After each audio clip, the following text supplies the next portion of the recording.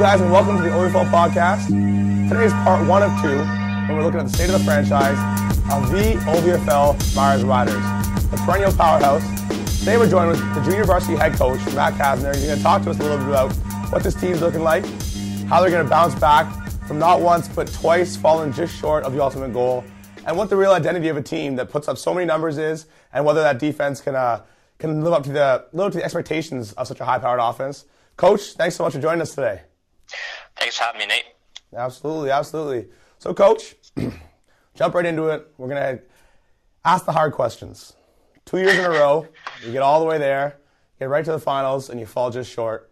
What does that do to you as a coach? I mean, does coaching fatigue kick in at that point? Does it become more difficult, or is it just motivation? Yeah, I mean, it's tough getting that championship game and not winning back-to-back years. I mean, at the end of the year, only one team can win their last game, and unfortunately, it wasn't us last year. But that being said, at the beginning of the year, our coaches set out some expectations, and we kind of have two main goals. The first one is to obviously win the championship, but the second one is to get the players to the next level. And I think last year and the year before that, we were able to really make our players better overall and promote them, and kind of building that skill level and that knowledge of the game where they can see the next level. So that's kind of a big thing for us as well. But no, like you said, making the finals 2 years in a row is tough and not winning, but it does give us a bit of motivation. I know this year I don't think we're going to accept that, so we're trying to get back there and then trying to finally get that ring. Okay, all right. I mean, this might be a difficult question to ask, but what do you think it's been? What has been the difference between the semifinal games where you play an arguably more talented team in Cumberland and come away with a hard-fought victory, and then going to the next week against a Junior Mustangs team who obviously was no slouch in its own right? What was the difference in those two games? Was it just execution, or do you think you really played a team that was more talented that day? Yeah, I think it's a combination of various factors. I mean, one of the big ones is, when we ever played Cumberland, a crosstown rival, we put a lot of energy into those games. So, following up the next week, it's tough to maybe get to that same level of intensity that we're looking for. But the other thing is kind of just matchups. I mean, I think we've matched up pretty well against Cumberland in the past couple of years, given our defensive strength and our offensive strengths. And then when we get to the championship game, the other teams kind of match up a little better against us, I found. And that being said, I think on the West, there's kind of a lot more top-tier competition. They're kind of battle-tested all year, facing some top teams. There's 5 or 6 teams in the West who could all easily win the championship, and in the East there's probably about three every year. So I think in that sense they kind of have a bit more competitiveness throughout the year that gives them that added edge in the championship. But overall, I mean, at the end of the day, there's a better team in the finals, and we got to accept that and move on. But hopefully we can resolve that this year.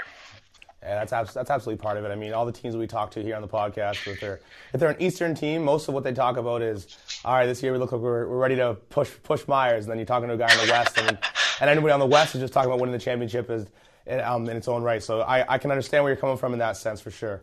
So, Coach, with your team in particular, I mean, you're graduating your quarterback. Your team put up, I got a couple numbers here. We had 51, 58, 59, another 51-point game, a 54, a 63, and a 57. Those are all different scores that your Myers Riders team put up through the year.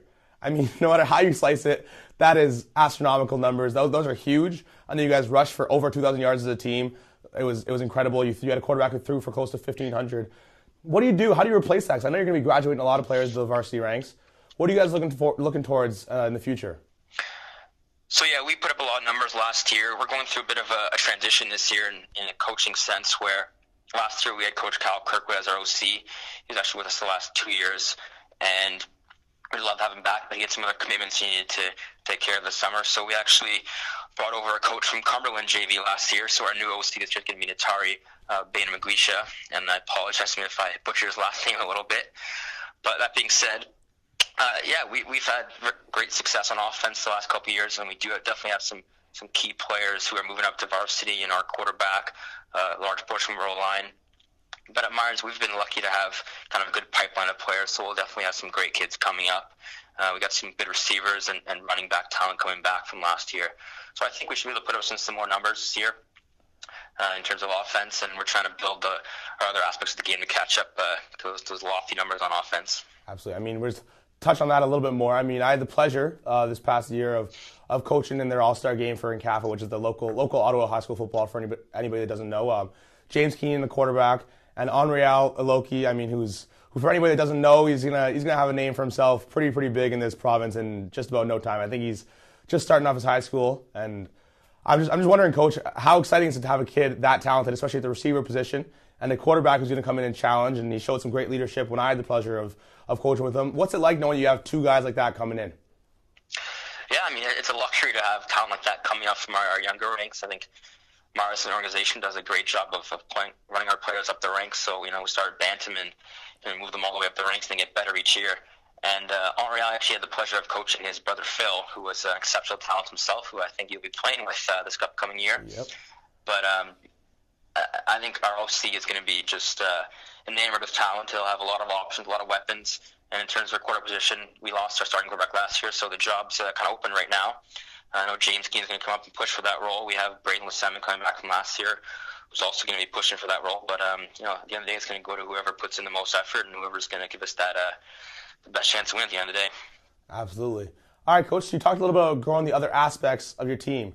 What is that like? I mean, how difficult is it when you're if you're a defensive coordinator or you're the head coach in your case, and you want to preach, all right, guys, let's go out there, let's play some defense today, let's work hard. When most of the time, I mean, if the cameras are on that game, they're watching that offense that's putting up 50 points. How do you build a team identity that's centered around working hard and playing tough, hard-nosed defense when your offense is getting all this attention and putting up these big numbers?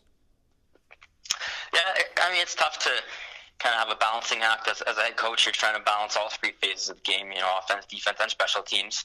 I think from a defensive perspective, we have goals going every game, whether it be, shutting a team out, letting them have a few first downs or under a certain amount of goal yards offense. And we're kind of trying to achieve those goals week to week. And overall, we're just trying to implement our game plan and execute it the best we can. And I think, our offense has been great the last couple of years, but our special teams and defense contributed to that as well with a lot of turnovers and giving good field position. So I think in all aspects, the three aspects of the game, we're doing well, trying to make a bit of a balancing act this year and try and get all of them to that top level where we want to be.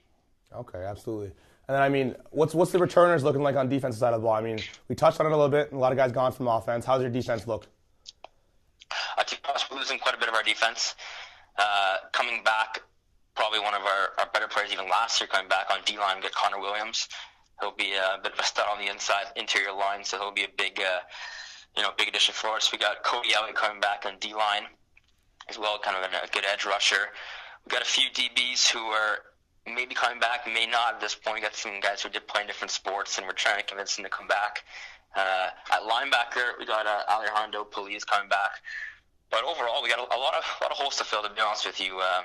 Again, luckily we have a lot of good guys coming up. We're doing some recruiting to get some local guys who haven't played before coming out. So kind of a bit of a reloading phase for us. But, only a 2-year gap that happens every year where you lose a lot of your top talent. You try to replace them as best you can. And, we've done it the last couple of years, and I think this year will be no different. We should get to that top tier by the end of the year.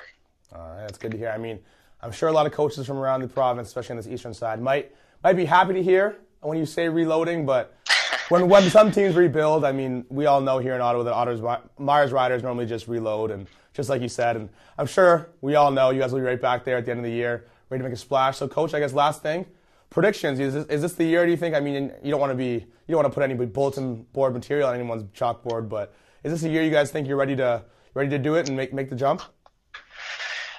To be honest, I hope so. I mean, that's our goal every year is to get that change the game and win it, obviously. I think, having lost it back-to-back years, I think we do have that motivation to get to take that next step and, hoist that trophy at the end of the year. So that being said, I know our coach here will be prepared to the best we can. We're going to put our players in the best position to win. And I know the players who have lost the last couple of years with us as well are going to be that extra motivated. So at the end of the day, we're going to do the best we can, and we'll finish where we finish. But I think if all goes well, hopefully we'll be in a championship game, and hopefully it'll be a different result this year. Absolutely. Well, Coach, thank you so much for joining us. I mean, we're always got a very, very close eye on our Myers Riders. Thank you. Best of luck, Owen. I mean, I know practices are starting up real soon. The weather's getting a little nicer, the snow's melting, and it's almost OVFL time. So, Coach, thank you. Best of luck this season. I'm sure we'll be in touch. Thanks for joining us today, Coach. I appreciate it. Thanks for having me. Everybody here at House Media, this has been part 1 of the State of the Franchise on the OVFL Myers Riders. Thanks for watching, guys, and have a great day.